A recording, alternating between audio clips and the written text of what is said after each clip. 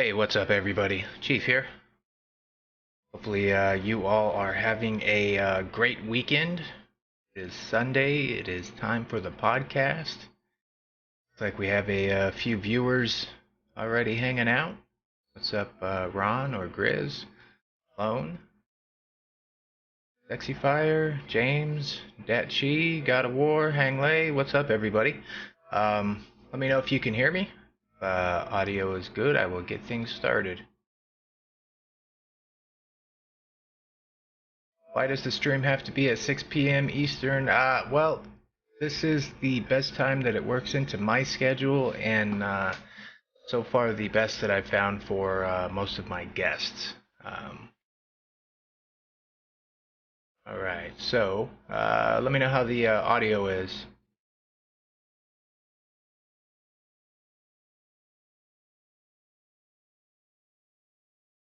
Hopefully everybody can hear me. I'm just going to assume you guys can hear me. Alright, thumbs up. Good. We will get things started then. So, welcome anybody that is new to the channel. If you haven't yet, please do me a huge favor, hit that subscribe button. It really helps me out. If you guys are watching the channel today, hit like up on that video. That helps get my videos in front of new eyes. So if I can't welcome each of you individually to the stream, I apologize for that, but I do welcome you all to it. And today is a podcast stream. It is not going to be gameplay. This is something special I do pretty much most every Sunday at this time. We just talk about different things having to do with war robots. This is a venue for you, the viewers, the players, to share with me your thoughts, your opinions on whatever the topic is that day. And the topic today is going to be update 5.3. It is out on iOS and Android. I know the Steam and Game Room are waiting for it, and you should have it at the beginning of this week. So hopefully you will get that and get on track with everything. The guest that I have today for you is Islander. I love having Islander on. He's a great guy for these kinds of shows just because he tells you how it is. He does not mess around. If he thinks something is junk, he's going to tell you it's junk. If he likes it, he's going to tell you that and why. So he's a great person to have on the stream. And if anybody has any questions, please just type it into the chat, and we will do our best to get to your questions, or if you have any comments or opinions on something that we're discussing, throw that in there as well. And I want to quickly thank Lone Spanker for accepting my invitation to be a live stream moderator. It is very much appreciated, and we will try to get some things rolling here. So let me go ahead and bring Islander into it, and we will get rolling. Hey, what's up, Islander? What's going on, buddy? How you doing? I'm doing good. So, most of you are familiar with Islander. If you are not, he also has a YouTube channel for war robots. Definitely check it out. There is a link to his channel in the video description and in the pinned comment, I believe. So hit it up. Definitely subscribe to his channel. He puts out a lot of great videos. Like I said, he tells it how it is, and that is what is great about him. So you want to quickly introduce yourself to anybody that might know you or might not know you? All right. Absolutely. What's going on, fellas? How the hell are you? I'm Islander. Most of y'all know me from my channel. I put out some content. I put out a lot of newsrooms, a lot of rumors. Thankfully, lately, most of the rumors have been accurate, so I'm real happy about that. Try to keep it as honest as I can. I've always been that type of person. If it's good, it's good. If it's bad, it's bad. And just say it the way it is. If you keep it truthful, you don't have to worry about getting caught in a lie. And that's just the style I like to roll with. All right. Well, I appreciate you coming on to the podcast once again. I really enjoy having you on here. And let's get into business. So we've got 5.3 update. It is live on iOS, Android. I've had the weekend to play with it, and personally, overview from myself, I love this update. It's been a while since I've been super excited about an update, and this one really, really gets me excited. So, what about you? Man, I have been asking for a battle pass. They're calling it operations. To me, it is nothing more than a battle pass. I've used the battle pass in other games before, and it is something that I have been asking for from Pixonic for a very long time. To see it finally come to light, and the prizes that they're giving out, the amount of gold, the amount of silver, plus they did not take away the daily task, which I was a little bit upset about when I first heard about it. I was like, man, we're gonna lose 50% of our daily task. That just blows, man. That's not good. The idea is to keep the daily task and get this. So we get a brunt of it. So they trimmed a little bit off the daily task, and that was fine because we still got both of them. So we're picking up about 40 gold there, which comes out to about 1,200 a month, more or less. Don't judge my math because it usually sucks.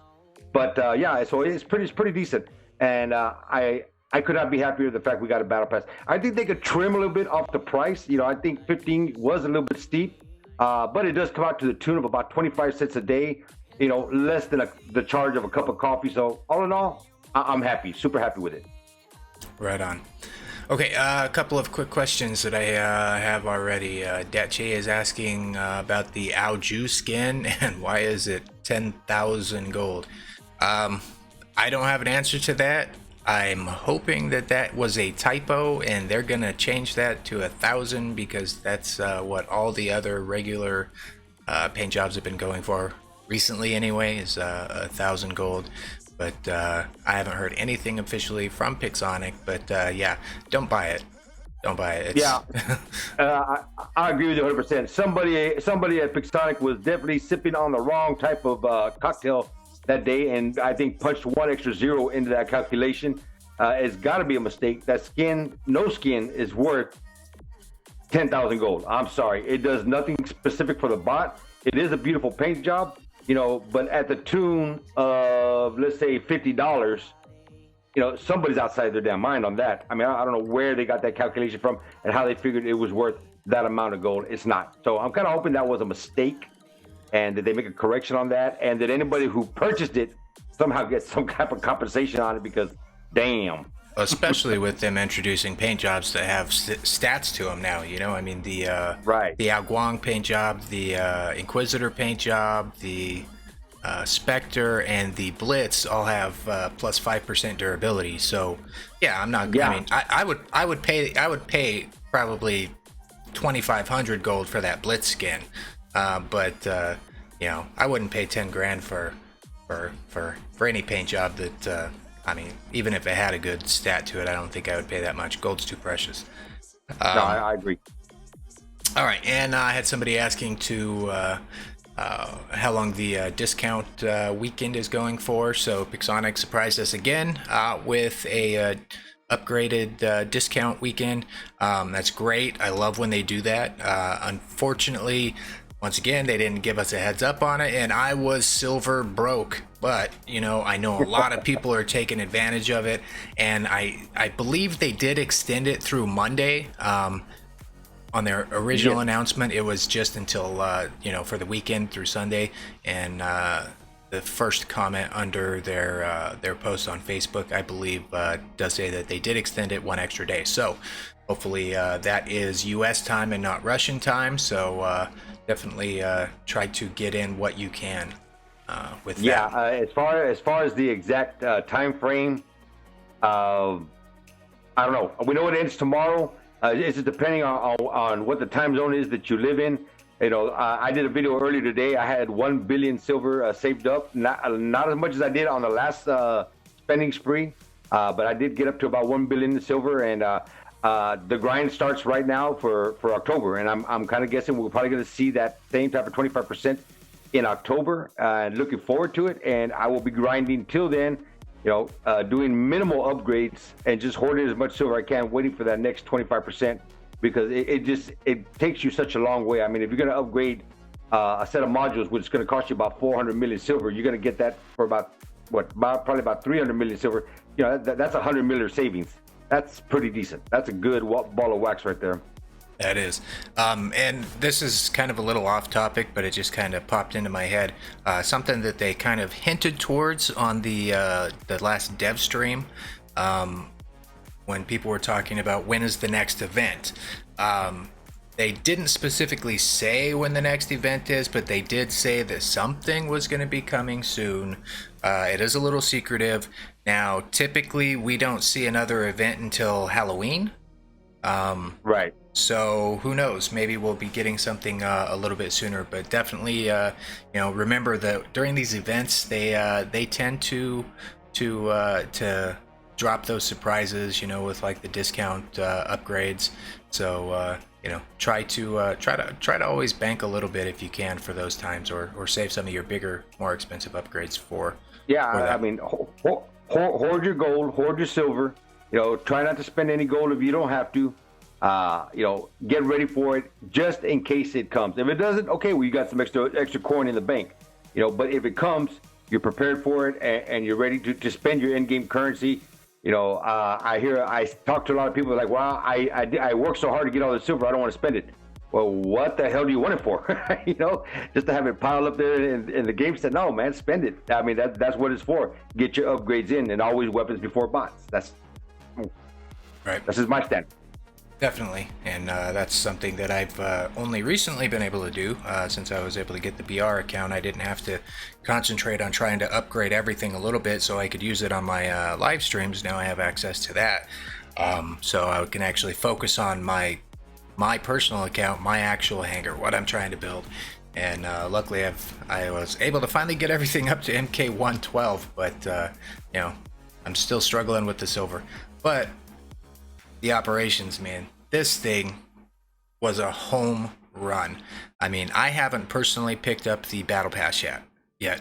I will get it, but as of right now, I've only played really a few hours, and I'm already up to like level 53 on the free line. And so far, man, I cannot complain with the amount of gold and silver and keys and boosters.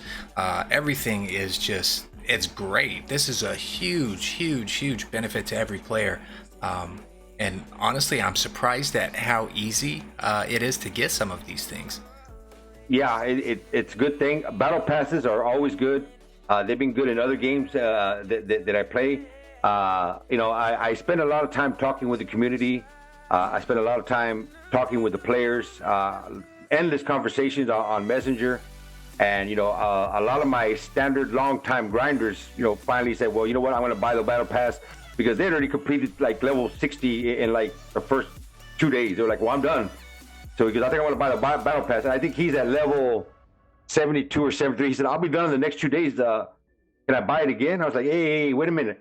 Aren't you a free-to-play player? You can't be buying it twice. Now you're a water warrior, buddy. Nah, shut up, man. Can I get it again? To the best of my knowledge, you cannot repurchase it. I did send a message over to development to try to find out if it's going to be available for a second round. But to my knowledge, it's not. But, let's take what we get. It was a big plus. And judging by other battle passes, the first one is good. The second one gets better, and it just gets better and better from there. Okay, the players are happy and they're excited about it. The developers are going to be very happy when they see their bottom line.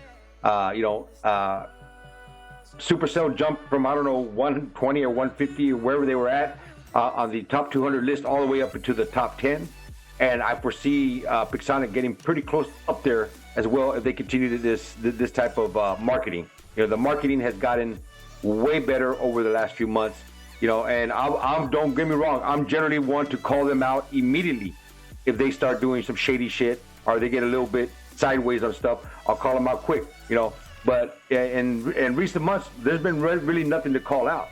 They've done a damn good job, and kudos to them. They get a thumbs up. Right. God of War just asked a few minutes ago which paint jobs specifically come with the added health. As of right now, there are 4 paint jobs, 4 legendary paint jobs that come with a 5% durability booster built into them. That is the new paint job for the Blitz and the new paint job or it's not the new paint job, but it's the golden paint job. It's the same paint job visually, but it has the health bonus for the Fujin. Both of those are available on the free line, and then there are 2 available on the Battle Pass line, and that is for an Inquisitor and a Spectre. So as of right now, it's just the 4, but I'm expecting they will probably release some with each new operation.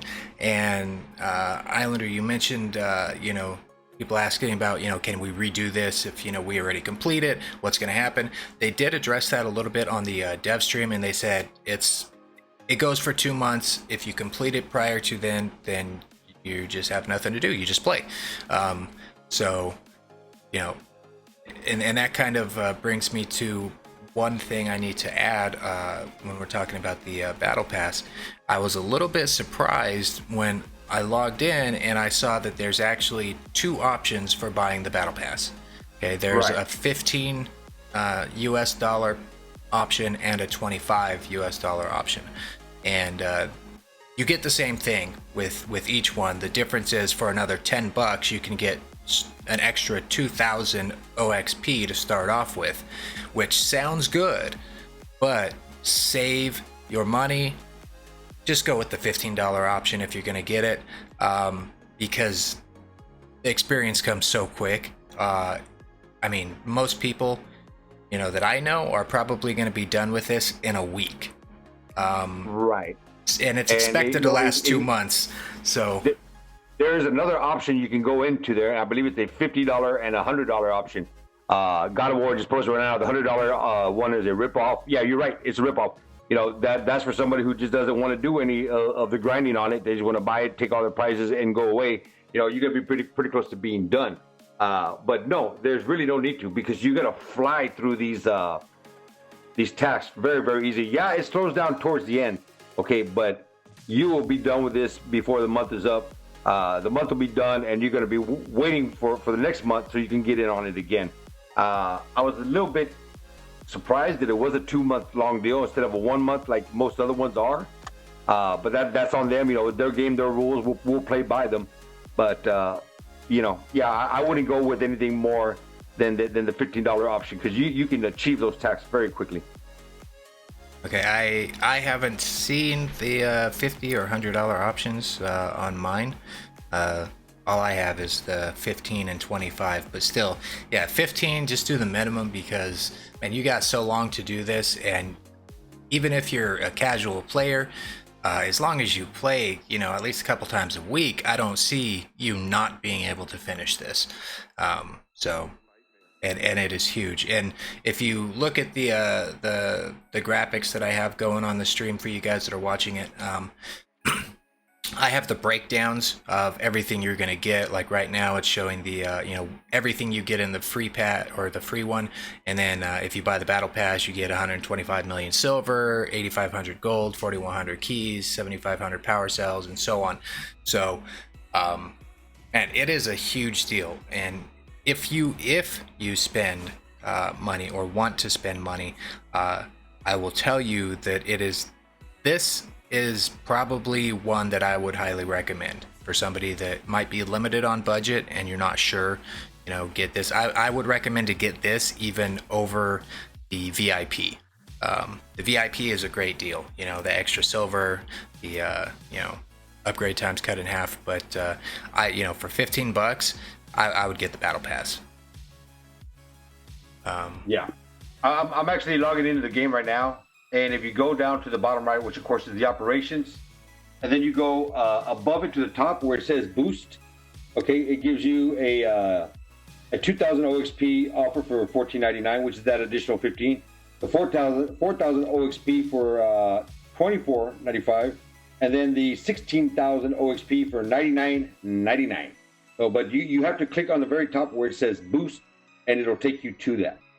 That's where it's at. Yeah, I don't see it. I don't have a boost option. Oh, really?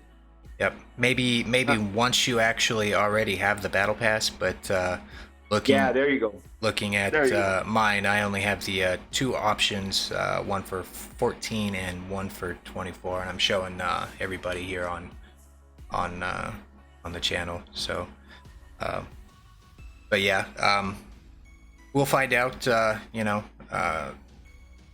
How boring it might turn once we have it done in a week or two. But I think overall, man, this operations is what the game needed. It definitely is a huge boost to the economy. Everybody's been talking economy for as long as I've been playing the game, and this is definitely what is going to help. Yeah. God of War Gaming, I hope this turns into a paid subscription, $10 to $12 a month.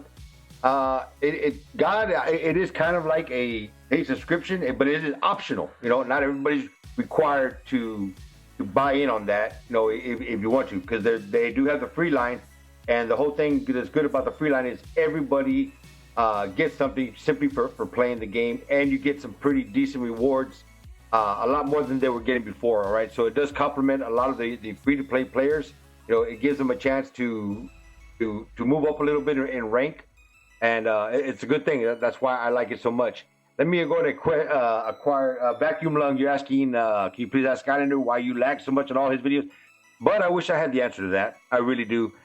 Could be my internet connection. It could be, it could be the Wi-Fi. It could be anything on Pixonic. There's just too many variables as to know why I lag. But if I ever figure out the answer, I'll make sure I hit you up and let you know exactly why it's happening. All right.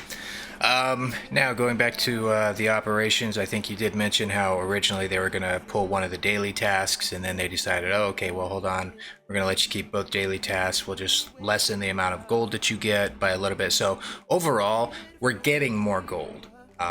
We would have been getting more gold even if they would have taken one of them away completely, but with it, like this, we're just getting even more gold, which is great. So I'm not sure.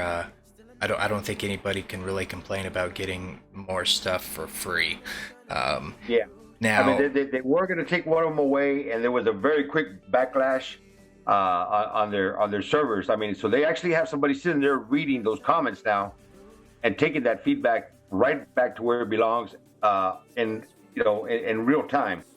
Thus, giving them, okay, well, you know what? Maybe we should not do this. We're already having a negative effect on this.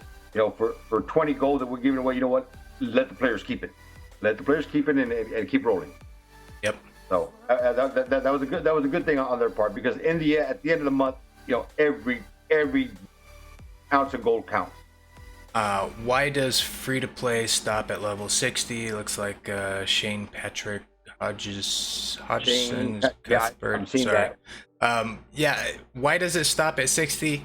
I'm not sure, but the prizes you get on the free line are ridiculously good. So personally, I don't have a problem with them giving a few extra levels to the folks that want to fork over the money and buy the pass. I think a lot of times people feel like everything has to be completely equal, but let's be real here. They're paying money by somebody that is not paying money. There's nothing wrong with giving them a little more benefit. I mean, if you're going to pay your money for something, of course you should receive something just a little bit better. That's just carnal knowledge. Everybody gets a free burger, but if you want steak, well, you got to pay for a little bit for that steak. You can have the burger, but if you want steak, it's going to cost you a little bit more.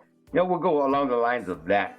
So that's pretty much why I'm guessing. I would have liked to have seen them have 80 prizes, maybe just not as much, but the developers have their reasons for doing what they're doing. The fact that you have 60 lines worth of free items there's nothing to shake a stick at. It's all a good deal. And one thing too to point out with these operations, I mean, when you're doing those first 10 levels, I think it's only 50 OXP for each level, and then it goes up to 100, and then 150 or 300.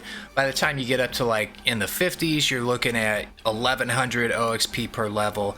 Past 60 is 2000 per level. I'm not sure if it goes up even more once you hit level 70, but I'm guessing, and this is just me guessing. I don't know for sure, but I'm guessing that the majority of free players probably aren't grinding out that much to hit that 60, you know, and then be able to still do those really hard levels. Well, not really hard, but they take a lot more effort to get past level 60. So, you know, I think that might be another reason why they did compress it down to 60, give them some really good, you know, some really good prizes for just a little bit less effort, and you know, hopefully that makes everybody happy.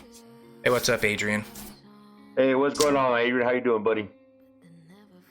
But yeah, overall, I think, and that's, you know, that was something I did want to mention. You know, it does get progressively more difficult to get each level, but if you notice, it's like every 10 levels, the prizes seem to increase a little bit too.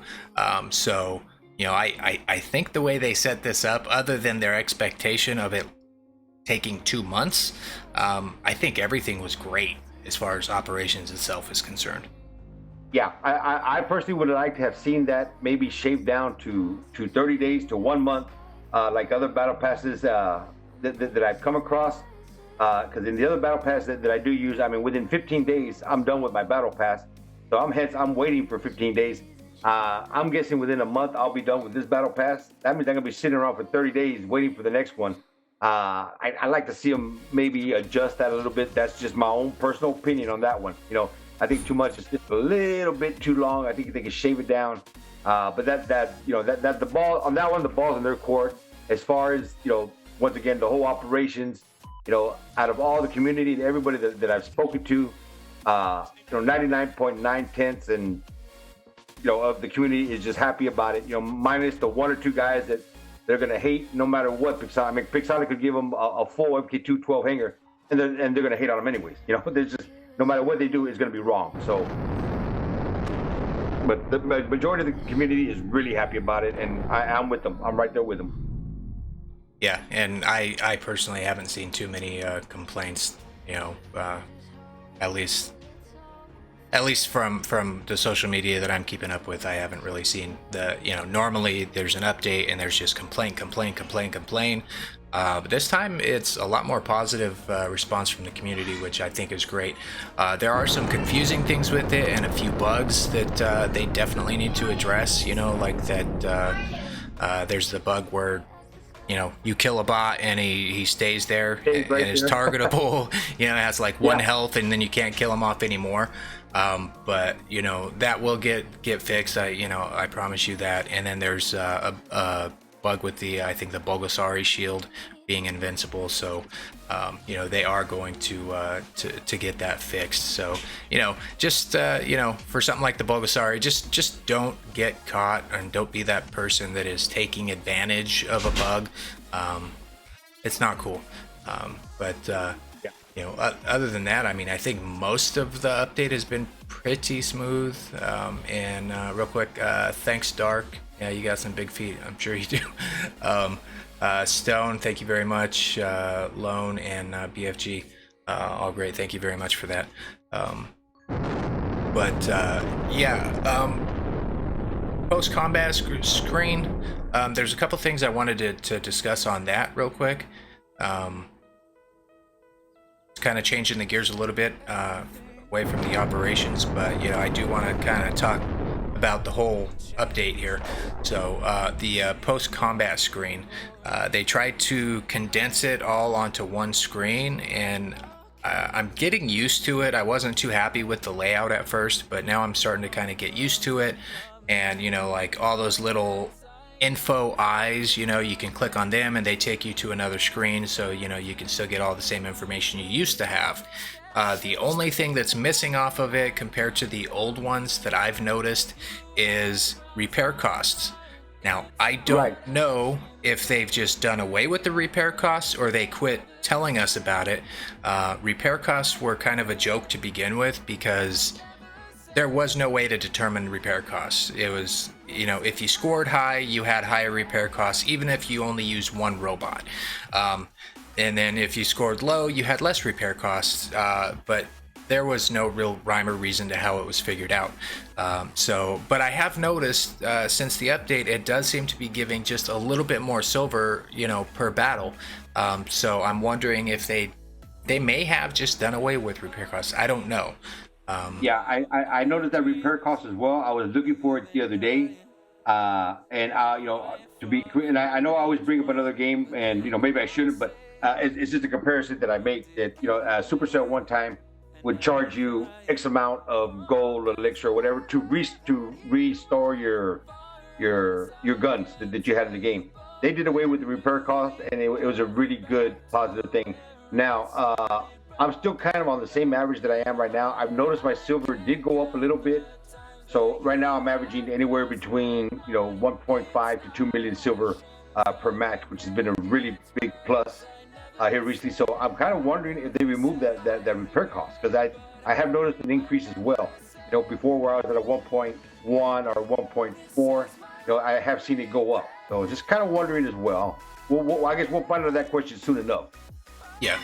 And with the another just kind of a side note with the post-combat screen report, if you're in a squad, you'll probably notice that you're getting, or it's saying that you're getting these massive amounts of clan cups for your clan if you're in a squad.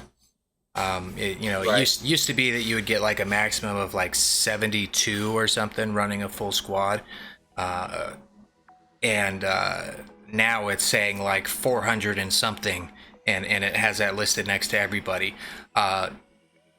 Be cautious. You as a player are not earning that many clan cups. And this is something I still need to type up and send into the developing teams to see if they can get it corrected. But you basically, if you have 6 people in a squad and it says that you earned, 450, clan cups, and it has it next to each one of you, it's actually your clan as a whole earned 450 clan cups. You personally will have clan cups increase, that 450 divided by 6. So whatever that number is. Which is still going to be a lot more than what you get playing solo. It is. It's still going to be a lot more. You still progress a lot more than playing solo. Playing solo, you bring very few clan cups to the clan. So I mean, squatting is the way to go. But I mean, I think they did actually increase the cups a little bit, but yeah, I mean it's not in the hundreds like like the report is suggesting. So I am going to pass that on and hopefully get that written out a little bit better. But they did fix a bug or a problem with that, as far as the way it used to be. If, like, say you were running a full squad and somebody from your clan was running random and ended up on the red team, right, and say they didn't do so well, or your team loses, they would end up losing like 150, 200 cups, because it would like sack them with like this huge loss and all the negative cups. They've changed that now, so even if you're in a squad and you run into somebody from your own clan, they just get added right into an equal multiplier. So it's no longer going to be hurting solo players that accidentally run into their own clan. So that's definitely a good thing. AD Gaming, thanks for swinging by as well. And AD is asking about opinions on the Leech.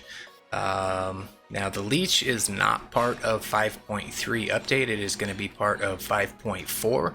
But real quick, we can, I could give you my opinion on it. I just finished making a video. It's uploaded. I just haven't made it public yet.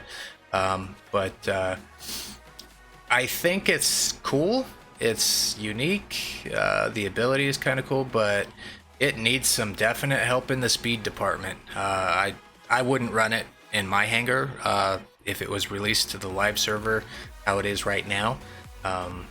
But I I think they also forgot to or didn't add the speed increase when they originally released the information for the Leech. They said when you activated the ability, you would get a speed increase along with it, and I think that would help it tremendously.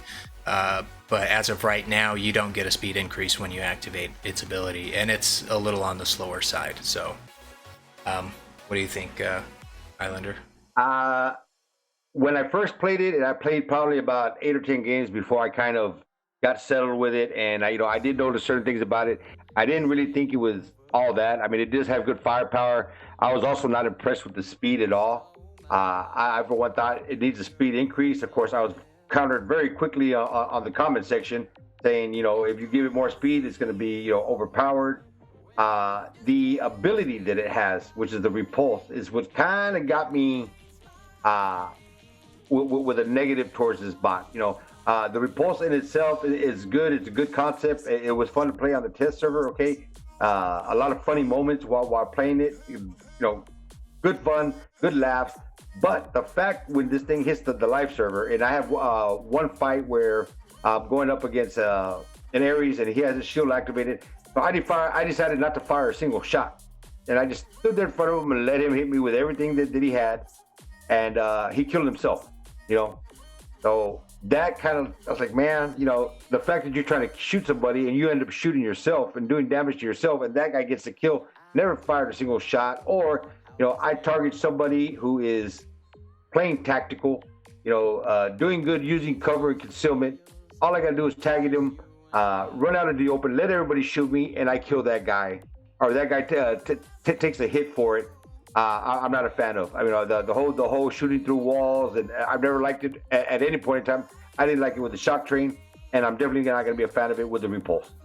Right, I agree with the not being able to use cover against that robot, because that's the one defense that every robot in the game has available to it, is to use cover.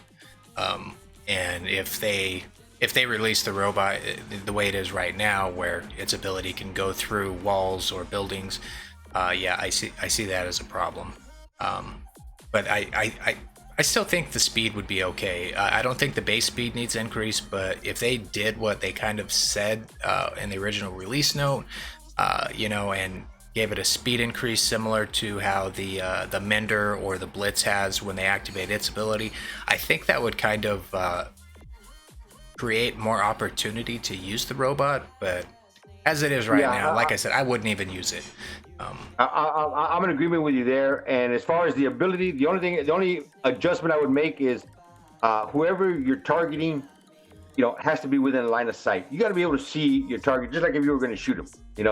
If the target is 600 meters away and behind a wall, you should not be able to target him. Yeah, What Up is saying Leech is the new Aries. I thought it might be based on the description they gave originally, but the way it's actually working, it's not even close. I'm not. It's really not even any stronger than the Spectre is. It has the same loadout, but the Spectre can jump, and that really opens up a lot of different ways to use weapons that the Leech just doesn't have, because they can't jump. So I don't know. We'll see what they do. Yeah, and it only has a 10-second window to do this. All right, but while it's in its ability, the things that it can do is just kind of a little bit whack. So that's I think that's going to be a topic for another time, where we could, after we thoroughly test it and we go through a few test servers and they've made the adjustments, where we can come back and actually say, okay, this is where we're standing. It's we're getting close to 5.4, and this is what the Leech is truly going to be. Then I think we can have that good conversation on it. Right, and the keep in mind, this is the first test of a new robot, and I mean, it is going to look dramatically different by the time we're done testing it. So I think it might be a good idea that they didn't try to force this one with the other two robots that they released, and I think it's going to give us more time to thoroughly test it and put it where it needs to be balance wise. Make sure, if you have questions about any kind of new content, man, download the test server. It's free. go to the test server, War Robots test server page on Facebook. You know, they put links to download it, and you know, it's totally free to play. You know, you have a chance to give feedback. Definitely always give that feedback. Art, very much appreciate that. And let me see. Stonewall is asking, if you win paint for a bot you don't own, do you still get the paint? And the answer is yes, you do. And the way you can verify that is if you win the paint job and you don't own the robot, go to the store and look at that robot, and it will show a little number. Let me see if I might even be able to pull it up for you here on the game, but it will show you like an overlay of the number of paint jobs that you own and how many are available. Because with these paint jobs, you can now switch them between bots, like not different kinds of bots, but like say you have, you know, like some of the you know, the guys that were really heavy into the meta before the Aries nerf, they had 5 Aries in their hangar, right? Well, now, you know, they can't buy just one paint job and stick the same paint job on all 5 Aries, you know, but they can move one paint job to another Aries, if that makes any sense to you. So basically, if you owned one Aries, and let's say you had all 3 paint jobs for it because you want to jump those paint jobs around, and then later on you want a second Aries, okay? Well, before you would have to go buy that same paint job all over again. Now you could just take that paint job off of the first Aries that has all 3 of them, and give one to your second, and if you can acquire a third one, so on down the line, you know. So you can just pass them around to each other. Right, and I've got the game pulled up here just to show you real quick with the paint jobs. I'm currently in the store. Here's some paint jobs. I do not yet have the Reaper paint job, so you see there's no number there for me on that paint job specifically because I haven't got it yet. I don't have the battle pass yet. But going over to, like, say the Fujin, which I do have that legendary paint, here we go, and then open it up, and you look here, there's the regular royal one, and it says that I have 1/1 available. Hopefully you can see that. It might be kind of difficult with the smaller screen size there. And then for the royal, I currently have the legendary royal equipped on my Fujin, so that's why it doesn't show that I have it actually available, but it is there. But yeah, so when you win it, you don't have a bot for it. Yes, you will have it available to you.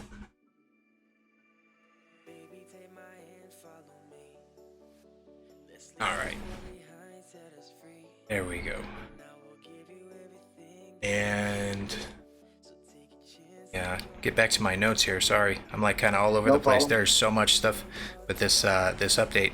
Oh, ranking by honor points. How about that? Yeah, I've had a lot of feedback on that. A lot of, not gonna say people are upset about it, but they're unhappy about it. Traditionally, we are used to a damage first community. Okay, so I mean, damage rule the roost. And it's no longer like that. So you can come in second or third, even if you took top damage, but somebody out there was running a healer bot, somebody out there was, you know, doing other things, somebody out there was out there capping beacons, healing, doing damage, getting killed, and just doing a combination of everything. You know, when it comes to the end of it, even though he didn't have as much damage as you, he's still going to be the top player of the game because it was an overall MVP type deal. All right, it was not just, you know, playing defense all the time or just scoring all the time. You did a little mixture of everything, and that's what they're recognizing now. Right, and overall, I think it's a great idea.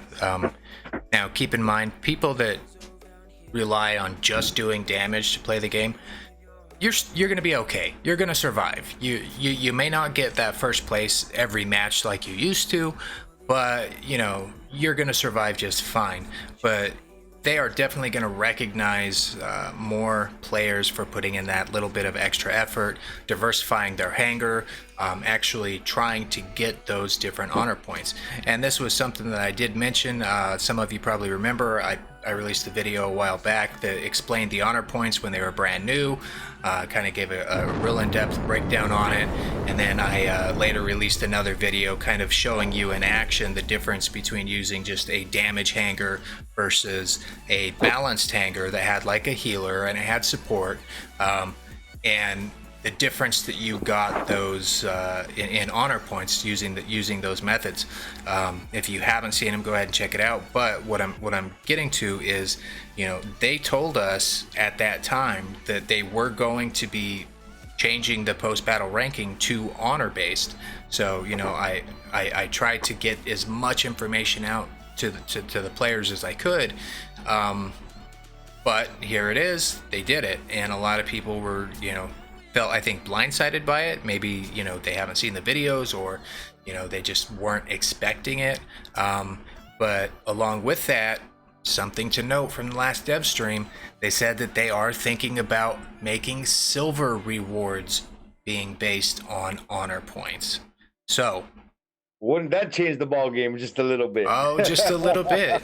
I mean, and damage still gets a very heavy weight in the equation, even in Beacon Rush or Domination. In the Beacon modes, damage is still weighted very heavily, because if you do a lot of damage to a robot, I mean, you can get over 1,000 points just from damage. If you're getting a lot of kills, you can get over 1,000 honor points just from the kills.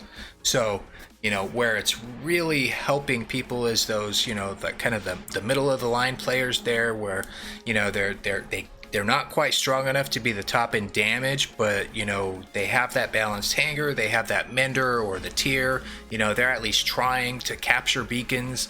Right. Those guys are going to make out, and I personally, I think I would support them switching the silver payouts to be based on the honor system. And another note too, with operations, OXP is related to your honor points. So if you want to earn more OXP per match, maybe you're up there past level 60 already,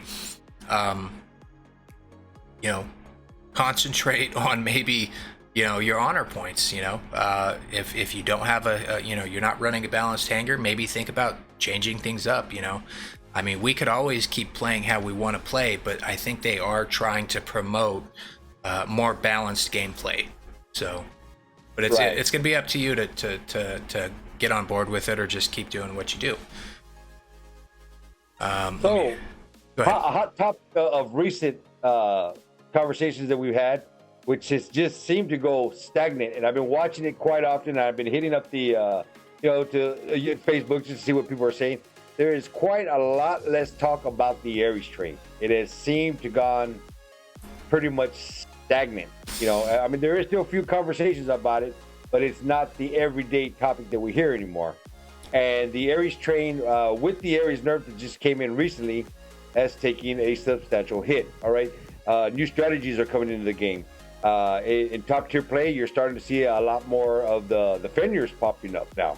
There's not quite as many Aries. Aries are becoming a little bit more. I mean, hangers are becoming a little bit more diversified as far as what they're putting in them. You're not seeing four Aries in a hanger anymore. You're seeing the traditional Falcon, the Fenrir come out. Maybe one Aries or two Aries, but that's about it. So it's made quite an impact on the way clans we're facing each other. Right. The Aries is still a very strong robot on its own, and it always has been, and it probably always will be a very strong robot. It's just going to require a little more skill to play. You can't be as careless. It used to be that you spawned in your Aries, instantly hit your ability, boom, you killed whatever robot was in front of you. It didn't matter. And if you couldn't kill it, you just get 3 of your buddies with Aries, and you guys just rotate shields until you do kill it. Right. I agree, and that was one of the biggest things that had me so excited with this update, was that nerf to the Aries. I did my stream Friday night, and we had just got the update, and so a lot of people were still running the Aries. And I'll tell you, some of those teams, those S clans that we go against, that always run the Aries train, and that's the only way they win. Instead of beating us in 2.5 minutes, it took them 6-7 minutes, because they were losing their Aries.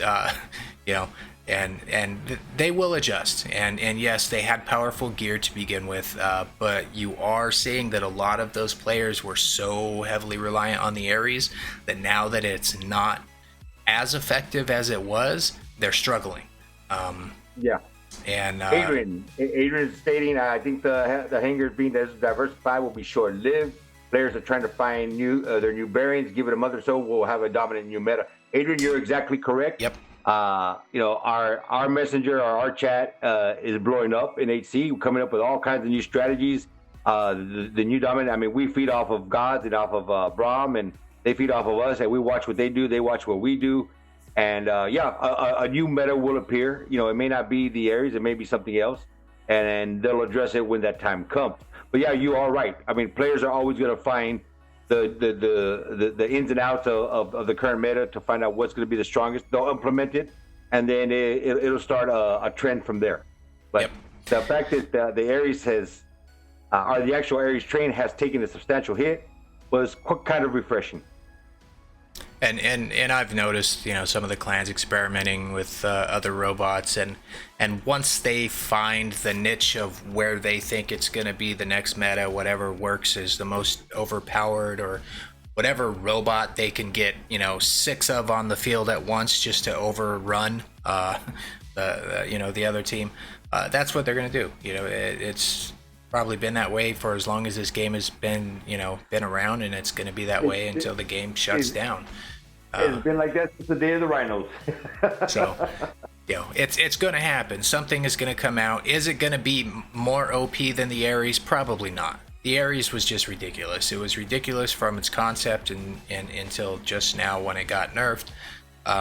We're still going to see a lot of Aries though, because while some of those super top clans are already MK2 with all their phantoms and everything else, not everybody can dump that much into the game. So some of those mid-range clans that bought in completely to the Aries, we're still going to see them running 3 or 4 Aries in a hangar until they can get them replaced with something else. But that should be for, I think, most of the viewers on YouTube, try not to put all your eggs in one basket, because it's expensive. It is real expensive, and when that happens, when a robot gets used so much, that's when they decide to nerf it.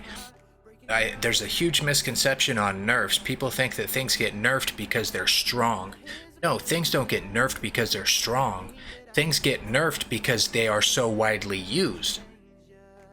So if everybody is using the same robot, it's going to get nerfed. So, like, just quick example, if we wanted the Aries to get strong again or get a buff, all we would have to do as players is coordinate everybody to stop using the Aries, and I bet we could all put Cossacks in our hangars. And if so many people ran just Cossacks, the Cossack would get a nerf and the Aries would get a buff. That's the way it works.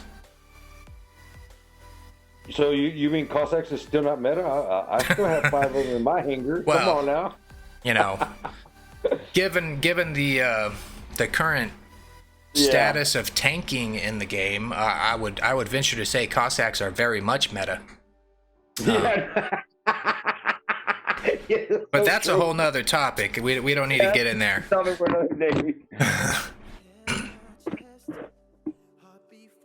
And okay, so try to move along, trying to stay on topic here. I want to make sure I cover most of the stuff here. Okay. Behemoth and Phantom, new bots. How could we forget about the new bots that came out with the update? Behemoth. Oh well. Quick note on those robots: you can't buy them outright yet, but you can get them in the gold chest. You can get them in the super chest. I think that was a really nice touch. Along with that, they did clean up the super chest. They got rid of those specters, the menders, the bulwarks that everybody has a bunch of. And if you don't have a bunch of them, I'm sorry, but for most of the people getting so many super chests, we didn't want to see more of those robots. So it's all good, strong metabots now in the super chest. They got rid of the low-paying silver payouts in the gold chest. That was awesome. Man, if they would just get rid of all those blazes, that would be great. But no, really, I think that was a really good touch that they did make the full robot as well as the components available in the gold chest for people to win. I like what they did with the black market. I really, really do like what they did with the black market. As far as the gold chest cleanup, and of course the super chest as well got a nice little touch up to it. Could not be happier. Really nice. I mean, they did a really good job there. As far as the ability to win keys, kind of had dropped off there. The ability to get progress with the videos kind of splicing in 3 different directions was kind of a downer. But with the addition of with the battle pass, just kind of complemented everything that we were losing in the video progress. Now you get in the battle pass, so that super chest is now very much still reachable for somebody who doesn't grind, 5 hours a day, 6 hours a day, all day. So it's still reachable, and that's another thing I did like about the battle pass, and the super chest is obtainable. Right, I agree with that. That's kind of a side effect that of even if you don't have the battle pass, even just the free line, you get quite a few keys in there, and it's gonna help players get that super chest. And you mentioned the thing with the ads. I don't know about on Android, but at least on iOS, I no longer have a limit to the number of ads I can watch using ads on the bronze chest. Really? Right. At least for the past several days, I have not had a limit on the number of bronze chest ads I've been able to use. There is still a limit on the ads for the speeding up your upgrades, but yeah, ads are back. I completely stopped watching ads at the beginning of this season because there was nothing in the super chest that was interesting to me anymore, and it was too much of a hassle to have to delete my app on my phone every 5 ads to be able to watch 5 more. But now, yeah, I mean, try it. I mean, or somebody in maybe in chat I'll check it out let us know. But if anybody out there in the comment section that's Android, have you been getting unlimited ads? Make a comment in the comment section if you're on Android and you have no more restrictions on ads as far as the bronze chest is concerned. Right. Adrian asked, does the Aljun skin give any more type of benefit for the 10,000 gold? I bought it on the Batarek account, and no, it does not give any benefit whatsoever. So, other than just taking 10,000 gold. Michael Thompson, bronze ads are now unlimited on Android. Okay, good to go. Appreciate that, Mike. Nice. All right, so Behemoth and Phantom. We kind of sidetracked there onto the black market, but 2 new robots. The Phantom is proving so far, the ones that I've faced are proving to be pretty tricky to take down, which is kind of what I thought would happen. I'm still looking forward to getting one myself. I have not yet gone against a Behemoth, but I don't know anybody that's really going to spend too many resources to upgrade a Behemoth. I have gone against one Behemoth. I ran him down very quickly with the Pursuer and made very short work of it. Okay. I've seen 2 of them in the game only. The first one I was able to run down with the quickness. The second one was teamed up with one of his players. He actually had an Aries right in front of him. Okay. And the Aries was kind of blocking any type of damage coming towards the Behemoth. If they began to get targeted, he upped his shield. They both took cover, and they played a pretty good little teamwork there. So, yeah, that was interesting. But as far as the Behemoth out there on his own, he's a sitting duck. He really is. If you got to correspond it with some team play, I can see where it would do a lot better. The Phantom, I've seen a few of them on, and they're just fun, man. I'm sorry, there's no other 2 ways to slice it. The Phantom is fun. The Behemoth, in my personal opinion, I think it sucks. I didn't like it in the test server, and I don't like it on the live server. And I would agree with your statement on that. Yeah, and I don't think they're going to really buff it up or anything. They were very set in what its purpose is. Its purpose is long-range sniping. So, if you're into that gameplay, and it might be something that's good in, like, say, TDM. Where you might, see more sniping, but at least in Beacon Rush or Free for All or Domination, I don't think it really has much of a place. the Phantom though, yeah, that I know on test server that thing was a fun little bot, and it's gonna take some time for us to get used to them. The more we see them, the more tactics we come across with them, you know, we're gonna be able to counter them. So I'm not too concerned with them being strong. I think they're gonna be fun and bring a whole new angle to the game, you know. Yeah, I went up against a couple of them, you know, and my immediate deal was when I saw them, and they began to hit that ability where they were going to go ahead and teleport. I immediately started running in the opposite direction of where they came from. You know, I kind of had an idea of where they may spawn. So my initial instinct was, okay, when he starts to spawn, I need to turn around and go the opposite direction because he's going to be just a few meters away in the opposite direction somewhere. And sure enough, he popped up right there in front of me, and it was curtains after that. But still a fun bot, nevertheless. Especially if you're gonna drop down off of a roof or off of a ledge, you know, do your damage, get caught in a pickle, you hit your teleport, you're going right back on the ledge. The guy on the bottom, not a damn thing he can do. Ain't nothing he can do to get you. So it is fun, you know, it's a fun bot. We also had a couple of new modules introduced. A fortifier, it's a passive module, boosts you know, physical shields, energy shields, Aegis shields, and physical. Yeah, I said physical shields, but yeah, it boosts their regeneration and the durability. I think it's cool. It's only 2,500 gold, which is great. It's a little on the cheaper end. I kind of wish that it would still be a little cheaper than that, but you know, there's not a whole lot of uses for it, in my opinion. But you know, it's a nice option to have. Yeah, it is a decent little option. Before I would get a fortifier, I would want to see what's being done with the Leech, because that fortifier will do absolutely nothing for you if the Leech were to come into the game the way it is. You know, it's just gonna bypass everything, bypass shields. I would keep an eye on that. I don't want to go back to the topic of the Leech, but before I go start buying a fortifier, if I have 2,500 gold, you know, I'm going to pick up a second pilot of my boy Adrian. You know, if I have that extra gold, you know, and before I spend 10,000 gold on a paint skin, you know, I'll pick up 4 Adrian charms that are going to give me that extra punch on my weapons. You know, just a good ability. Well, and right now there's only one robot in the game that can take advantage of all aspects of the fortifier, and that's the bulwark. Yeah.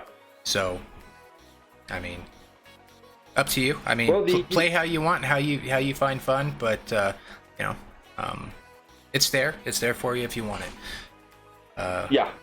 The other new module, phase shift. Probably going to get a few more comments about this one though. Yeah. It's interesting. I am seeing it. I don't know if, you know, it's just early, so a lot of people are just, you know, dropping it in. I don't know if people still have a ton of power cells still from the previous events. I'm seeing it a lot, especially with the upper clans. They are running a lot of phase shifts. Some of it is tactical, which is kind of neat to see. You know, running up, you know, with a Hellburner towards an Aries train. You know, they phase shift while they're running, so they can't take any damage, and then they come out of phase shift when they're inside of your trade, and boom. You know, so there are tactics involved with it. A lot of people wasting power cells with it, which I think is probably the worst part of it. A lot of people hitting phase shift when they're in the middle of their last stand. Yeah. Totally worthless.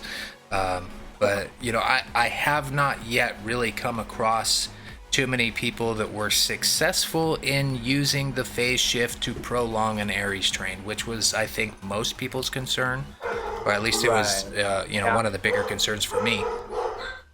I was not a fan of phase shift when it came out in the test server.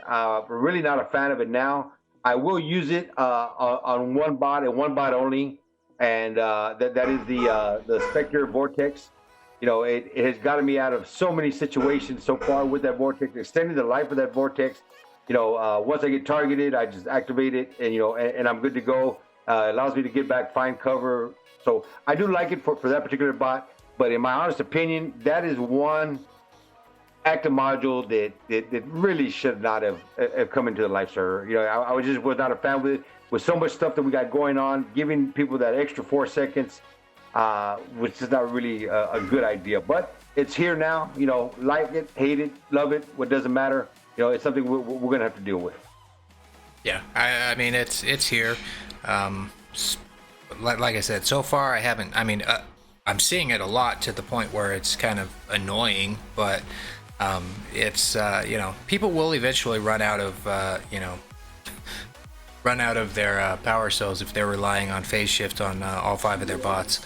I don't care how many power cells you have, you will eventually run out. It gets expensive, so I'm not too worried about it. It's just kind of a new thing. It is strong. It's there. I'm sure some people don't like it, kind of like yourself. You don't like it, but it is what it is. It's live, and now we've got to just kind of learn how to deal with it. Yeah, exactly. Adrian just commented right now. Phase shift or last stand. Choose one, but not both. I agree. I agree. You should be able to get one. But the fact that one is active and one is passive, it threw it in there for that versatility.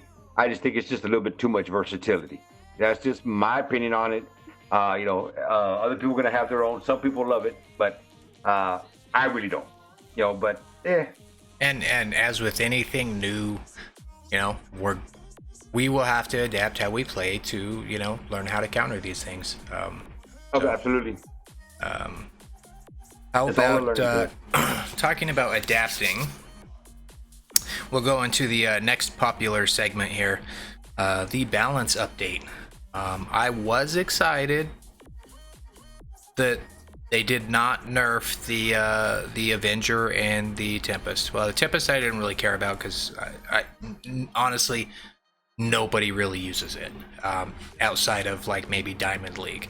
And I know there are a lot of Diamond League players, so don't get me wrong. I'm not knocking you, but as far as my concern for the longevity part of the game, and because I always recommend to people to try and focus your resources on things that you're going to use all the way up through Champion League.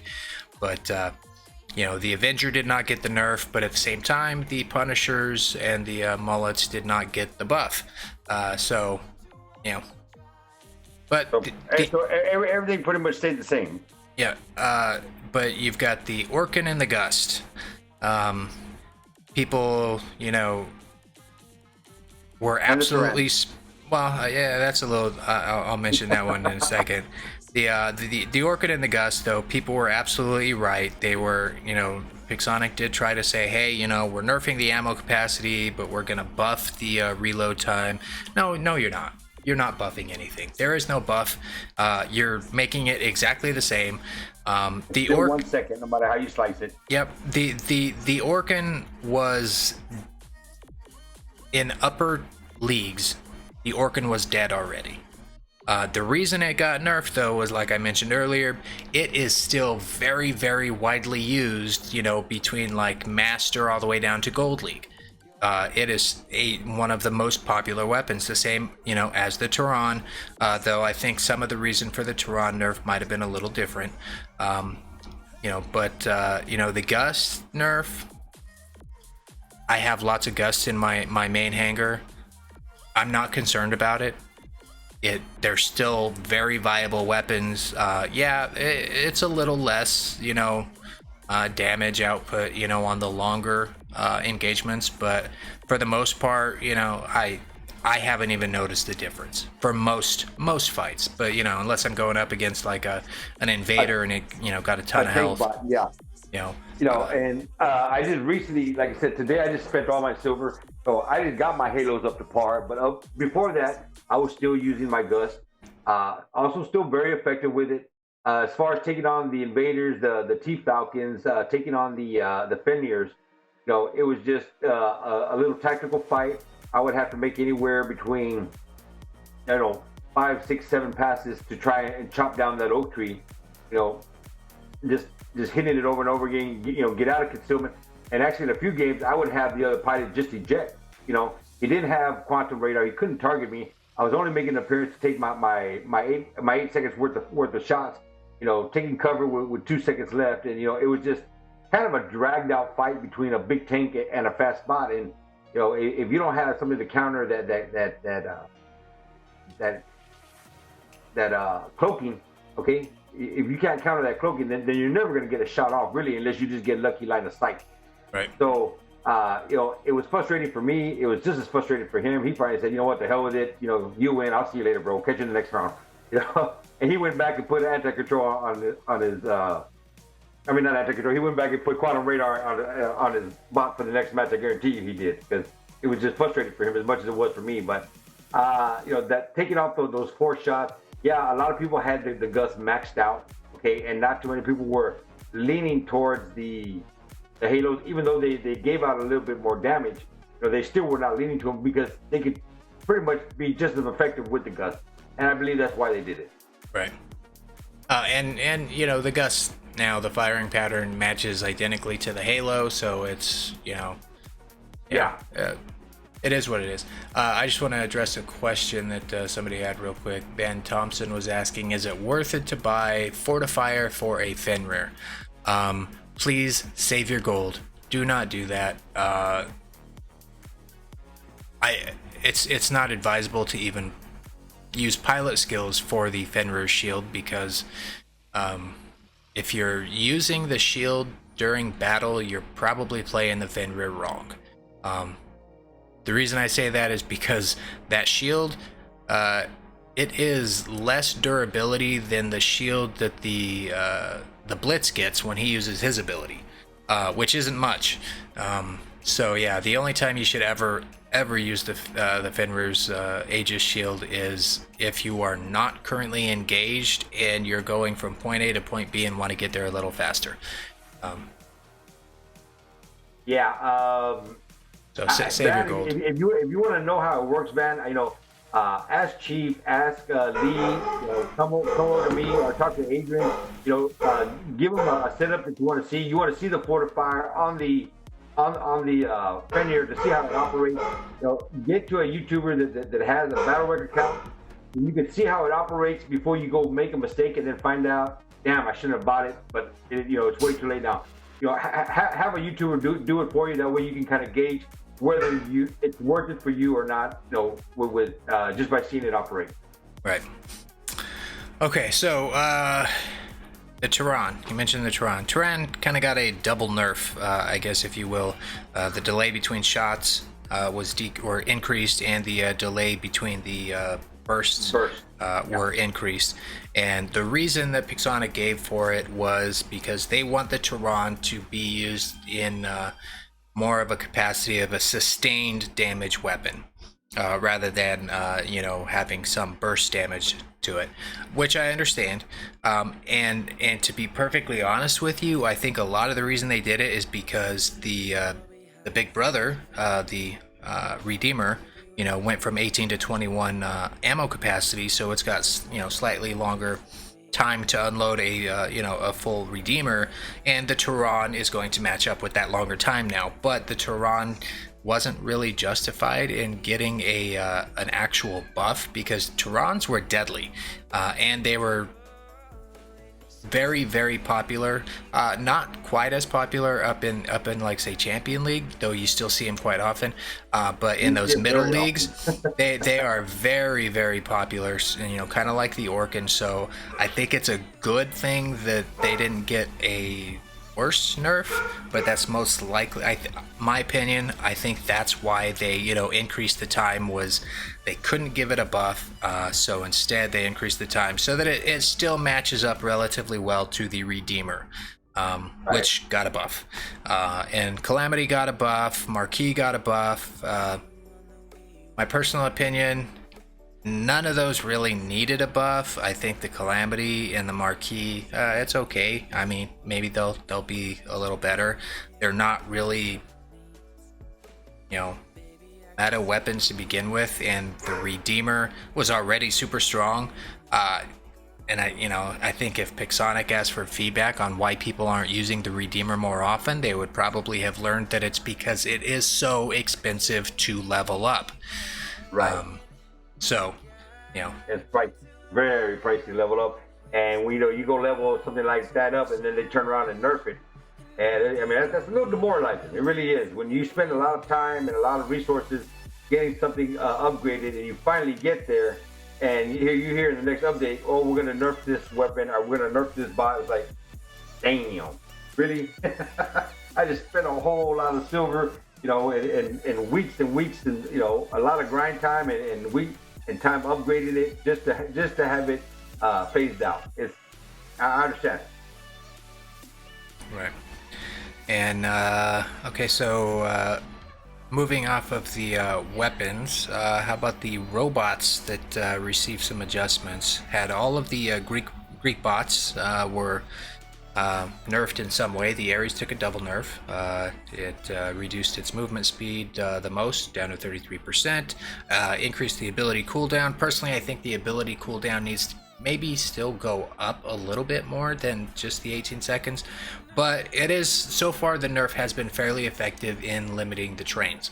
I run a Hades and a Nemesis both in my main hangar, and I don't mind these changes whatsoever. More durability, a little more base speed, and it's hardly noticeable. The decreased movement speed when I'm using the abilities, it hasn't been a problem so far. So, those adjustments I'm absolutely happy with. I'm good with that. I'm good with both of those. I have no problem with that. The Aries took the double nerf, and that's fine. It took me a little while to get adjusted to that nerf because I was quite brave with my Aries right off the bat when going in. Found out that I had to make some adjustments because I would get myself caught in a very tight spot very, very quickly, just by forgetting that there was that 33% reduction in speed. So yeah, I mean, all in all, over that is all pretty decent. Now, moving over real quick to the Bulgasari, that got a buff on his shield, right? It got a durability increase, a movement speed increase, and the physical shield went up a little bit. But there is currently a bug in the game that makes the Bulgasari shield indestructible. So if they are properly using the shield, have it properly angled towards an energy weapon, you cannot break the Bulgasari shield. The only way to kill the Bulgasari is with splash damage or to shoot around his shield. It has been reported, Pixonic knows about it, and if you see people exploiting it, because after the first few matches of running a Bulgasari, if you're excited, hey, it got a nice buff, let's try this out. But if, after a few matches you notice that no matter, if somebody is shooting at that shield for half the match and it never breaks, yeah, that's a problem. So just don't exploit it because exploiting bugs can get your account banned. It's just not worth it. I'm excited for the Bulgasari buff. I wanted to try it out on the BR account and make a video for it, but I'm not even going to do that until the shield bug gets fixed because and I was not even aware of that bug yet. I'd heard about a lot of other bugs. I just figured it was a solid buff, tacked on maybe with a fortifier or something like that was giving it this really tough shield to break. It went from 200. It went from 217 to 232. So okay, not much. Only 15,000 on the buff. Yeah, I think I'll also wait till that bug gets fixed before trying to make a video on it. Falcon. Hopefully this is no longer an argument on social media, whether it was a buff. My dogs are going nuts. I apologize for that.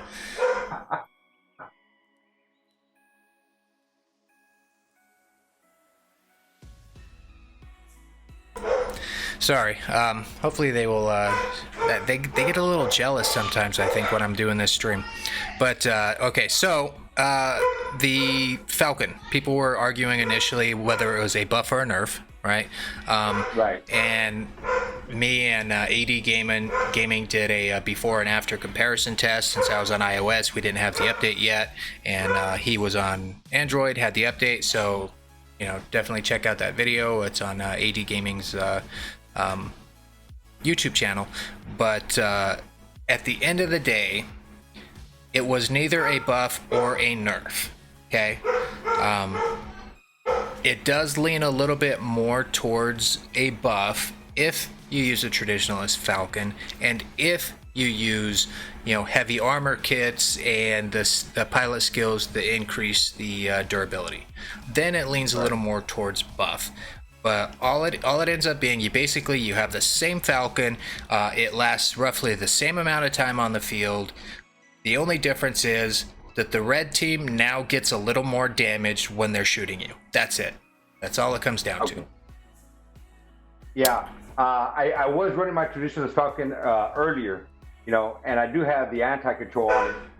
I was seeing that I was getting locked down about every 5 seconds that when I have that anti-control to block.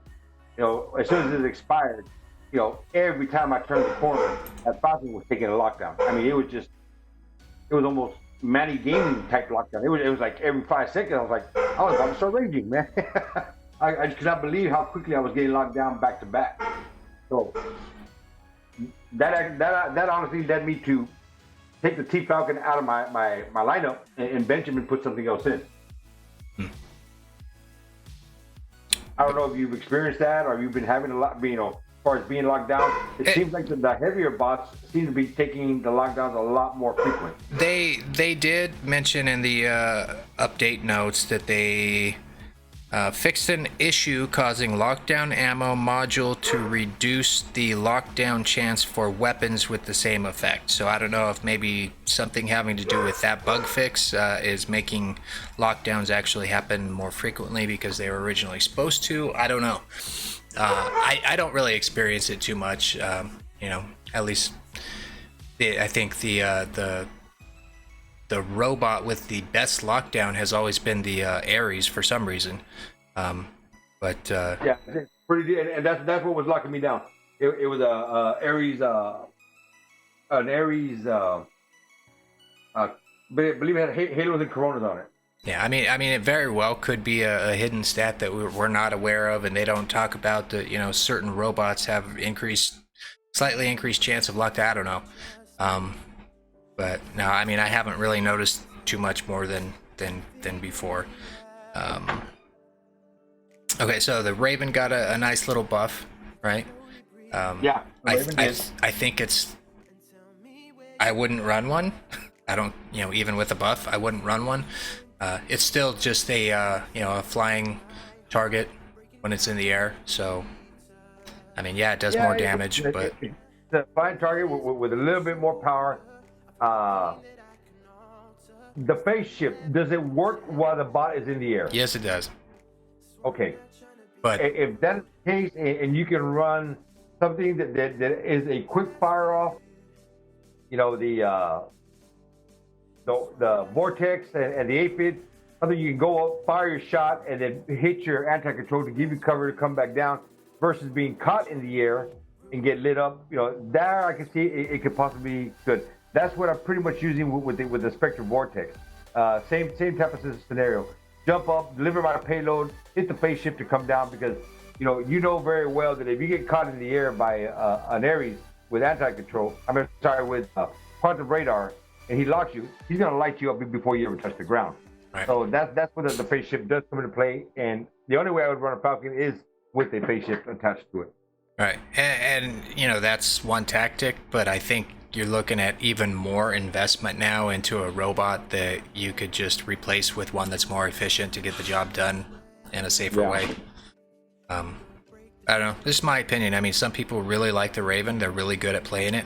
So I'm sure this buff, really is great for them. But, it's not one you see too often in upper champs, just because, just like any other robot that goes in the air without some kind of heavy defense, they're just gonna die.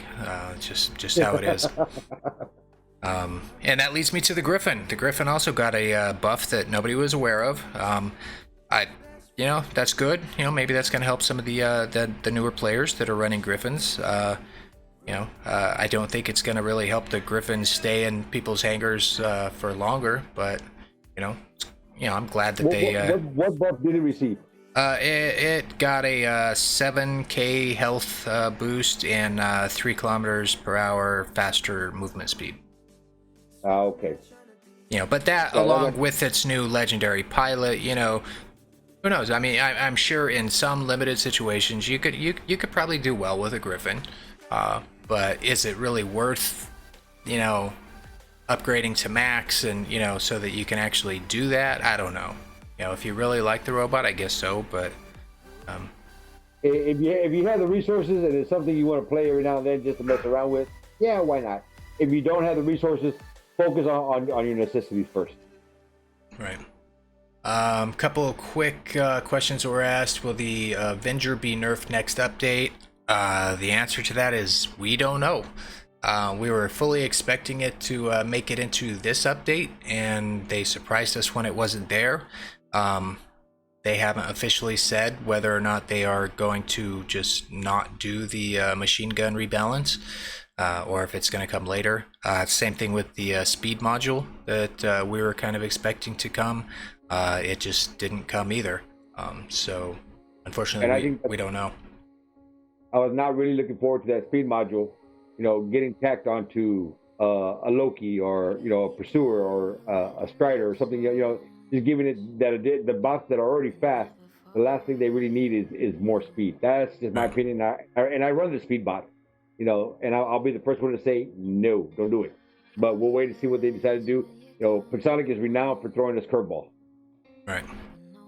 And then there were changes to Battleborn and Last Stand. Real quick on and Quantum Radar. Sorry. With Battleborn, I don't know why they're putting that in this update or saying that it's part of this update. Battleborn was changed to do this last update. It's been on the live server this whole time, where it doesn't activate until you take damage. Okay. So I'm not sure why they keep putting it in, saying that it's part of the 5.3 update. It was on the live server like that already. I mean, yeah, it's great that that they made that change months ago. So it's still good if you use Battleborn. But yeah, it's already been on the live server, so it's really not anything new. But maybe it did get people to maybe take a look at the Battleborn some more. Hey, what's up, Kitty? I'm currently running 2 Battleborns now, and they are very effective. One of them is on the Pursuer, and that Battleborn may just bring my my Heishi back into the lineup once again. Right. I do like it. I like it a lot. And keep in mind too, the Battleborn is one of the lesser expensive modules. It's still just as expensive to level up, but to buy it though it's I think only 2,500 gold. Right. And then Quantum Radar is now immediate, which I think that's great. Yeah. I think that's a big plus. Very helpful, and I think that was a good proactive step to maybe prevent the Aljun from becoming the next crazy meta. Aljun's already really strong, and it can be difficult to deal with multiple Aljuns at once. The only thing that I'm not too worried about with Aljuns, when comparing it to like the issues we had with the Aries, Aljuns have a counter in Quantum Radar. Okay, yes, you can't use it against multiple Aljuns at the same time. I get that, but Aljuns cannot hold beacons either. So, I'm not too worried about it. Well, multiple of any bots is an issue if you're taking on a 1-on-3 or a 1-on-4, whatever it is. I'm not. It doesn't matter really what bot you're up against. You're going to have an issue if you're going up against 2, 3, 4 meta bots and it's just you. So that's something to keep in mind. Right. And then the Last Stand. Some people call this a nerf. It's a change. It's a visual thing. The reason I don't like it, okay? The what? The Last Stand. The change to the Last Stand.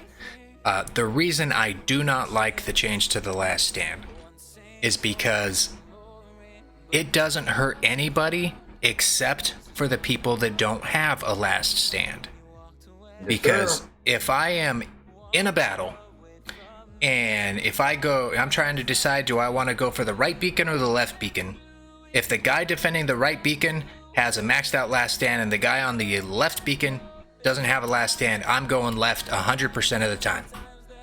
Yeah. In free-for-all, Mm-hmm. the guy without the last stand is going to be the one to die first. Yep, I said that repeatedly in my videos. I said that repeatedly in the test servers when we tested it. I did not like the visual effect on the last stand, although the community was a big fan of it. That was exactly my statement, exactly my comment. You know, the fact that you can see that I have last stand gives you some type of advantage to know that I have it and what you got to do to get me down. The fact that I know that you don't have last stand lets me know who I'm going to target first. And I've been implementing it in free for all a lot, and you know my kill ratio has been starting to increase a little bit more. I took a little dip there at the early part with the Aries part, but as I've adjusted to other bots, you know my kill counts are going back up to 18, 20 per game, and it's just basically finding out who is my next primary target and who I'm going to avoid, and who is the guy that I want to see one-on-one at the end. I want to see the guy with the last stand at the end. Everybody else is going to go first. Right. Now, personally, I would have preferred the last stand never come to the live server. I don't like it. I use it though, because I have to. Everybody else has last stand, and I'd say probably at least 70% of the people I go against on iOS are running last stand. So, it is what it is. Unfortunately, I think most of the community that supported this change, they might have been led down the wrong path. Because it does sound like it would be interesting to know, and I just don't think they were told everything up front on how it's going to affect those that don't have it, and most of the people that supported it are the ones that don't have it. Right. So I hope that in the future maybe Pixonic might pull this back off, because I don't care how much integrity you have when you're playing a war game. You're there to try and take people out. That's why you're playing, and you're gonna go with the easier one every time. So I don't know. I feel kind of strongly about that one. Kitty War Robots popped in to want to say hello. And what's up, Kitty? How you doing, bud? And I think that is most of the update notes that we have covered. I don't know if I have any other specific topics, but if there's if you guys have questions, viewers or anything, please let us know now. We will try to cover some questions here as we start to wrap up. But I think we covered most of the update.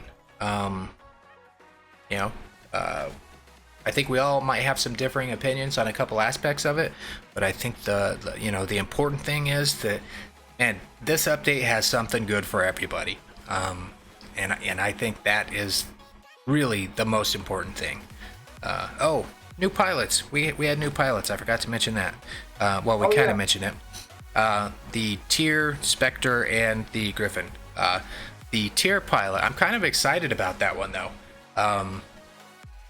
Because I've been saying that the Tier, it's strong if it's MK2 maxed out, but anything short of that, I wouldn't run it. And it's just lacking a little bit. It needed a little bit more. And I think this legendary pilot might be the answer to the Tier. It boosts its physical shield, I think 20%, and its healing 20%. So it might make it kind of a contender, and I'm looking forward to it. To at least hopefully I can get that on like the battle where I can put a video together for you guys. But I'm kind of excited for that. The Spectre and the Griffin, I guess the Spectre one's kind of cool. That's more damage. What it does. More damage. Yeah. Well, it's kind of like the Raven. Only while it's in its ability. So while it's in its jump. It'll have a little bit of extra damage boost. I think that'll be good for several weapons of the game. Vortex will be one of them for sure. Yeah. We'll benefit from that. I do like the couple of pilots that they have added. Hopefully they do good. I would like to see, as far as the legendary pilots, and this is my own personal opinion. Y'all can give me some feedback on this in the comment section. I would like to see the legendary pilots have kind of a pool of where they could choose different types of skills from. Instead of just being one particular legendary skill. Have like 3 options. Have it up 4 or 5 different options of different things that they could do, and you select one that best fits your playstyle. Whether you need more firepower, whether you need more damage, whether you need more shielding, whatever it is that particular bot needs. Give a few options for that legendary pilot, so he doesn't become stagnant. Right. Once something happens to that bot. Right, and there's some legendary pilots that they're more, they're not worth the price to put them on because the ability that they have is just terrible. So yeah, the Aries pilot is one of them. The bulwark. It's not worth the bulwark. Yeah. It's not worth it. Or even the Fenrir pilot. I wouldn't even spend the 2,500 on the Fenrir pilot. It's just not worth worth the ability. You're right. Much better off using one of the other abilities. But that's a great idea. Maybe I don't know if you've submitted that to Pix yet, but you should. No, not yet. But it's something that I want to do, and they listen in on our channels, and I'm pretty sure somebody out there is listening to us right now, and they pick up on our feedback, and hopefully they'll implement it. But it's something that I will be submitting in. Right.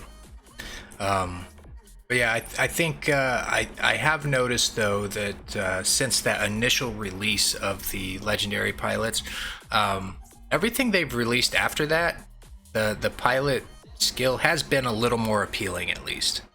Not perfect, but more appealing. So I don't know that they're always going to get it right, but I think it's doing better. But let me look over chat here. Anything else we missed, guys? In the chat, if we missed anything we need to touch up on, feel free to shoot it out. If y'all got any questions, this is the time for a little bit of Q&A. So y'all feel free to ask. What level am I in operations? Wizard is asking. I am level 53. I have not got the battle pass yet, so that's strictly the free line, and I think that's only 2 days playing, so not too bad. It's I haven't had a chance to play it all today, so I'm trying to push up to 60 because I really want that Blitz paint job. I love my Blitz. What happened to the Bumblebee mod, aka the one rocket guided missile? Which one was that one? Do we call that one?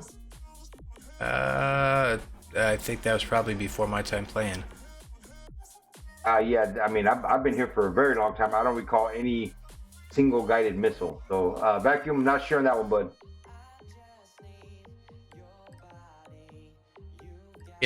One thing too, anything, I know we're talking about, the update, most of you out there have the update.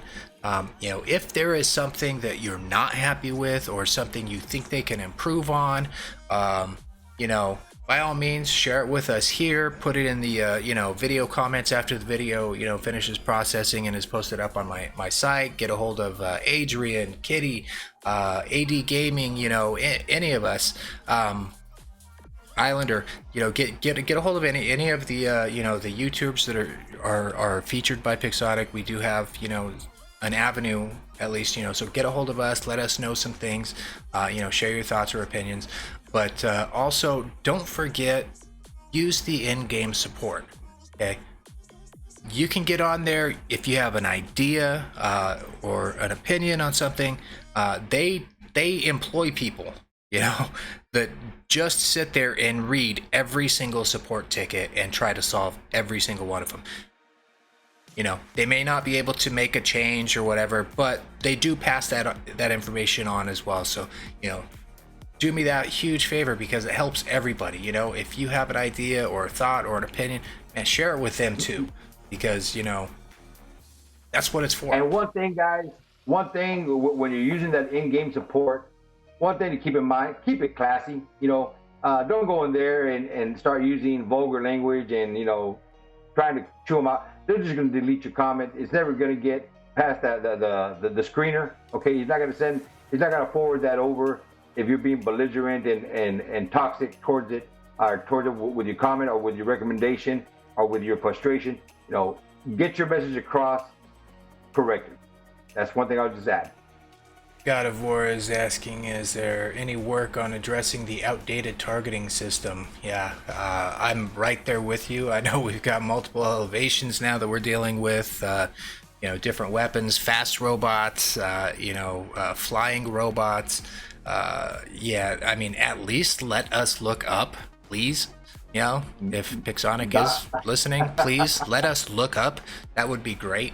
But yeah, I agree. The targeting system definitely needs to get fixed. It's very frustrating, especially on certain maps. Certain maps do seem to be a little worse than others, but hopefully. God of War. I'm going to put the ball back in your court, God of War.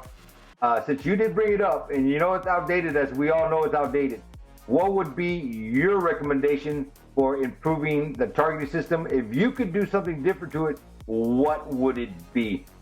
Send me a message in my messenger. I want to hear from you on that. We may not have enough time to go over and just go into a whole different conversation here just on that. But hit me up. I want to know what you think would be a good fix for that targeting system.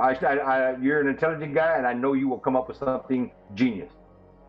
Zarathustra's asking, is Calamity or Marquis any better? I think they're both better. Yeah. More damage is always better.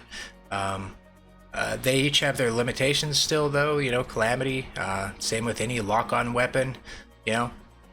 I wouldn't use it for brawling, because when you brawl, you got to switch targets and you got to do it quickly. Can you make it work? Yes, you can make it work. But it's definitely, I think, better suited for a mid-range support type weapon. Same with the Marquis. It does a little more damage now, which is great, but it's still more of a support damage weapon. I don't think they're gonna really find a place in meta, but you never know. AD Gaming thinks that overall the update is very good, especially the operations. I agree. I agree. They went out of their way and they hooked everybody up. No joke. Whether you pay for the pass or not, you are getting a ton of stuff for free. All you gotta do is play a little, just like you were before, and you get tons of stuff, which is great. Yep. From the paid player to the free-to-play player to the casual player, everybody is cashing in on this one. In my opinion, they hit a home run. They did good. They knocked it out of the park. 2 thumbs up. Nothing else I can say other than that. Stonewall, special edition bots don't count as paint jobs. No, they don't. So yeah, you can't switch them out. They are a one-off. So if you really want to use that Deathwing Ao Jun when you get him in battle, you're gonna have to level him up. The good news is there's only a few. It's not like they're it's always every robot is a special edition. But for those that collect robots like myself, I have one of every robot in the game. It's great. It's awesome. I'm definitely gonna get him. But if you want to play it, you're gonna have to level it up. It's just that little extra, I think, and I think for that extra, you're gonna have to kind of do a little bit of work on your end.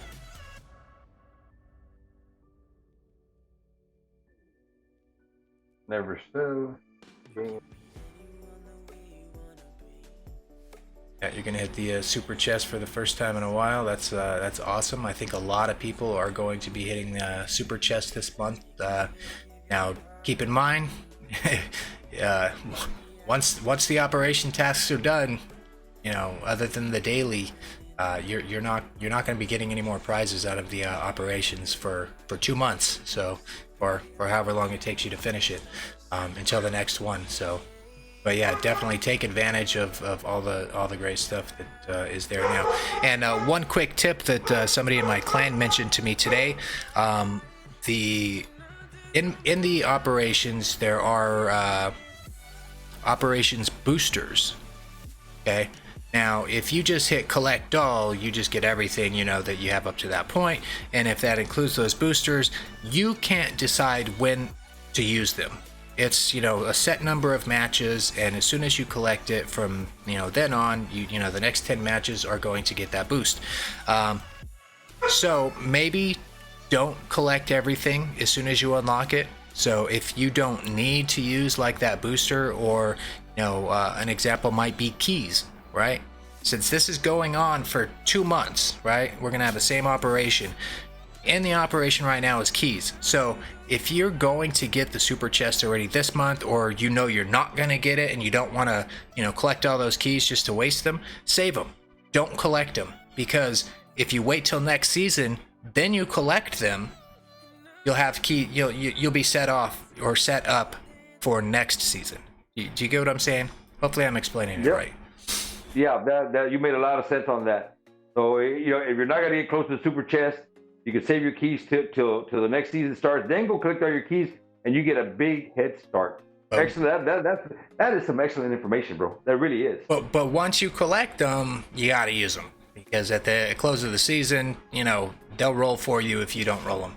But yeah, definitely before you collect them, they're just gonna be sitting there. So it's kind of like a bank. A fun bank. Yeah.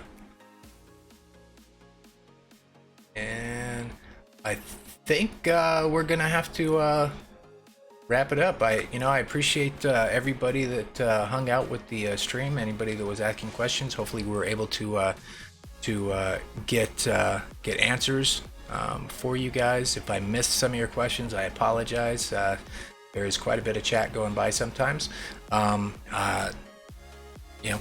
Eddie Islander, definitely appreciate you coming on for the chat once again. Always great to get your opinion on everything. It's always a pleasure. I'm ready to come by anytime you need me. You just hit me up in advance, let me know, and I will definitely try to make time for it if I'm not working. And I appreciate the moderators for helping to moderate the stream. Lone, BFG, I think I saw a couple other ones. I could try scrolling. I don't know why I try scrolling back on the chat. This thing is way too long. But anyway, if you were moderating the stream and I didn't call you, I think Becky was there earlier. You know, I appreciate the work you guys do during the stream. You know, if you guys, you know, once again, you know, if somebody is listening to this, you know, on the podcast after I upload it to like iTunes or whatever, you know, if you have opinions, even if it's different than ours, you know, stop by my YouTube channel, leave a comment. I read every single comment made to my YouTube channel. You know, get in touch with me. Everybody in the community is invited to my channel's Discord server. You can contact me there. Talk to me, you know, share your concerns or ideas, opinions, whatever it is, you know, but you know, definitely take advantage, because this, you know, especially for this stream is for you. You know, ask your questions, share your opinions. If you think something sucks, let us know, and you know, we'll try to, you know, take that on board and work with Pixonic to hopefully keep this game going and making it fun. So. But I think that is going to be it for the stream, folks. I do appreciate, you know, once again, everybody sticking around. I appreciate everybody that donated to the channel. Thank you very much for the support.